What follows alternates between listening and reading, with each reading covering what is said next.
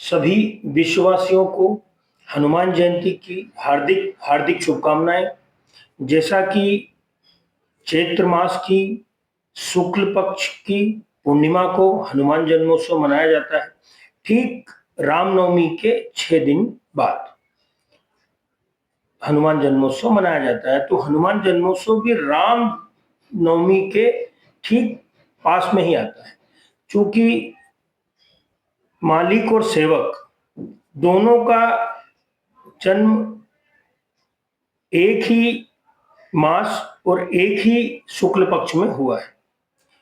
एक सबसे बड़ी चीज हनुमान जयंती पर हमें संकल्प लेना चाहिए।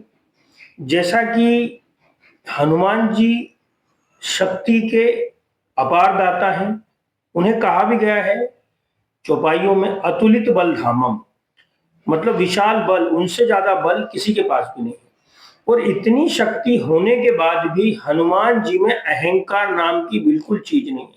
तो हर व्यक्ति को सबसे बड़ा संदेश ये लेना चाहिए कि जिसके पास में इतनी शक्ति है, जो पराक्रम और शक्ति की पराकाष्ठा है, वो कितने साधारण और कितने सिंपल हैं, यही उनसे सबसे बड़ी चीज सीखनी चाहिए। यहाँ छटाक भर थोड़ा सा पैसा आया नहीं कि व्यक्ति का मस्तिष्क 7वें आसमान पर पहुंच जाता है, वो घमंड और अहंकार से भर जाता है।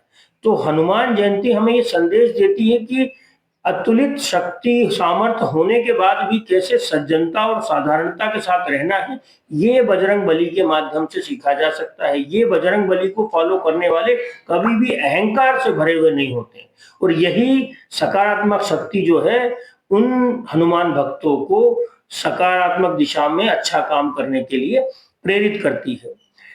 जैसा कि विष्णु भगवान के 10 अवतार हुए, राम अवतार ही क्यों प्रसिद्ध है? राम जी ने जो अवतार लिया उसमें मर्यादा पुरुषोत्तम, मतलब पुरुषों में सबसे ज्यादा मर्यादित पुरुष, जिन्होंने मनुष्य रूप में सबसे ज्यादा मर्यादाओं का पालन किया, नियमों का पालन किया, न्याय का साथ दिया, समानता पर जोर दिया, हर मनुष्य में उन्होंने प्राणियों में सद्भाव और कल्याण की दिशा में उनके साथ मिलकर काम किया, और अन्याय को हमेशा उन्होंने न्याय के साथ रह करके अन्याय को दूर करने का प्रयास किया। इसीलिए पुरुषों में उत्तम मर्यादा पुरुषोत्तम राम जी का चरित्र संपूर्ण विश्व में गाया जाता है। ठीक उसी प्रकार हनुमान जी का जो कैरेक्टर है, जो हनुमान जी का चरित्र है, वो चरित्र सदैव अहंकार से परे, शक्ति होने के बाद भी सज्जनता के साथ में, लोगों की सेवा भाव से, जो सबसे बड़ा सेवा का भाव है, एक दूसरे में एक दूसरे की सेवा करना और सेवा के माध्यम से आगे बढ़ना, छोटे बड़े की असमानता को दूर करता हुआ हनुमान जी का ये चरित्र हमें इस हनुमान जयंती पर बहुत बड़ी सीख देगा। और मैं सभी हमारे सनातन बंधुओं से अनुरोध करता हूं कि जो हनुमान जी के आराधना में आप लगे रहेंगे तो आपके मस्तिष्क में सकारात्मक ऊर्जा आती रहेगी।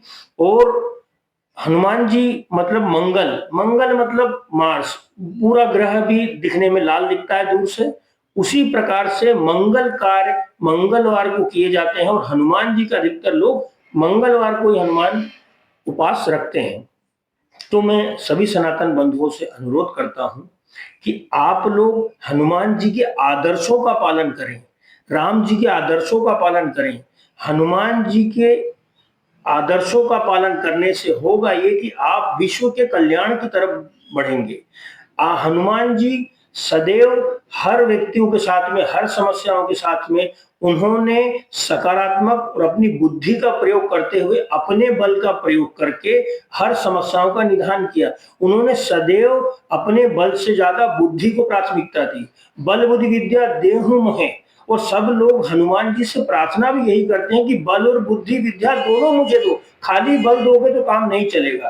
तो अपनी शक्तियों पर अहंकार न करते हुए, अपनी बुद्धि को सदमार्ग में लगाते हुए, सदकार्य में लगाते हुए, इसके साथ में ही आप विश्व के कल्याण के लिए करें। पुनः मैं सभी विश्ववासियों को मेरे प्यारे आराध्य भगवान हनुमान जयंती के पावन अवसर पर सभी लोगों को बधाइयां देता हूं, और बजरंग बली सभी लोगों का कल्याण करें। जय हो मारुति नंदन की।